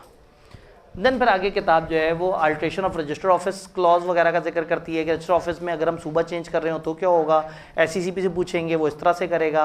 वो सारा प्रोसेस जो हमने वहाँ देखा वो यहाँ मौजूद है। अप्रूवल फॉर अल्ट्रेशन में SCCP किन बातों का ध्यान रखेगा, फिर SCCP किसको नोटिस देगा, हम किसको नोटिस फॉरवर्ड करेंगे, वो सारा पूरा प्रोसेस यहाँ लिखा हुआ है। Then principal line of business में उन्होंने फिर छोटे वाले प्रोसेस की बात कर दी। For adopting any business activity which is subject to license, registration, permission or approval under any law, company would follow the process of change in registered office.